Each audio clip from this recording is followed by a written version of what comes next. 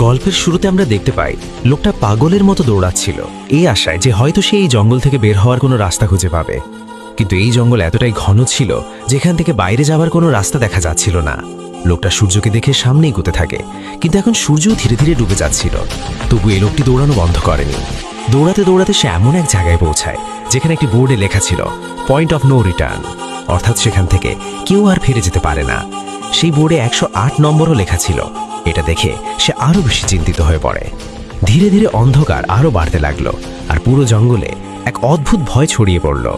হঠাৎ করে সব পাখি উড়ে সেখান থেকে চলে যায়। লোকটি বহু মাইল পথ চলার পরও পুরো জঙ্গলে একটি বন্যপ্রাণীও দেখতে পায়নি। কে জানে এমন কি ছিল যাকে বন্যপ্রাণীরাও ভয় পাচ্ছিল। ভয় লোকটি আরো দ্রুত দৌড়াতে শুরু করে, কিন্তু অনেক ঘন্টা পথ চলার পর লোকটি হঠাৎ এক জায়গায় এসে থেমে যায়, আর তার মুখে হতাশা নেমে আসে। কারণ তার সামনে আবার সেই 108 নম্বরের সাইনবোর্ড ছিল যেখানে লেখা ছিল পয়েন্ট অফ নো রিটার্ন। এখন লোকটি বুঝতে পারে যে সে যতই দৌড়াক না কেন এই জঙ্গল থেকে বের হতে পারবে না। তাই এখন সে সেখানে লুকানোর জায়গা খুঁজতে শুরু করে, কিন্তু সেখানে লুকানোর জন্য কোনো নিরাপদ জায়গা পায়নি। তাই সে একটি গাছে উঠে যায়, কিন্তু তখনই গাছের ডাল ভেঙে যায়। ফলে লোকটি অনেক উঁচু থেকে মাটিতে পড়ে যায়। গাছ থেকে পড়ে সে খুবই গুরুতর আহত হয়ে যায়। তার অনেক গভীর আঘাত লাগে।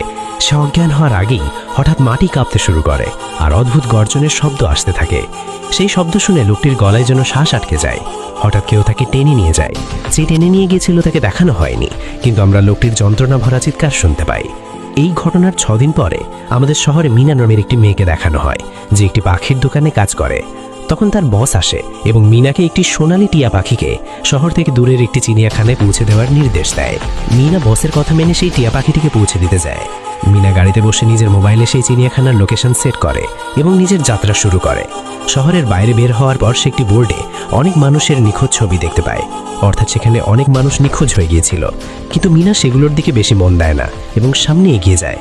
এগোতে এগোতে মিনা শর্টকাট নেওয়ার জন্য জঙ্গলের রাস্তা দিয়ে যায়, যাতে সে দ্রুত সে টিয়া পাখিটিকে চিড়িয়াখানায় পৌঁছে দিতে পারে।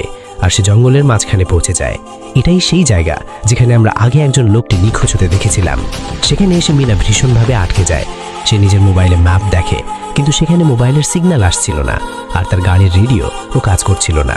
মিনা এখন সেখান থেকে ফিরে যাওয়ার চেষ্টা করে, কিন্তু এখন সে সেখান থেকে বের হওয়ার রাস্তা বুঝতে পারছিল না। কিছুক্ষণ পরে মিনার গাড়িও নষ্ট হয়ে যায়। মিনা গাড়ি থেকে বের হয় এবং সামনে সেই পয়েন্ট অফ নো রিটার্ন লেখা বোর্ডটি দেখতে পায়। মিনা কিছুই বুঝতে পারে না, তাই সে টিয়া পাখির খাঁচাটি হাতে নিয়ে আশেপাশে সাহায্য খুঁজতে সামনে এগিয়ে যায়।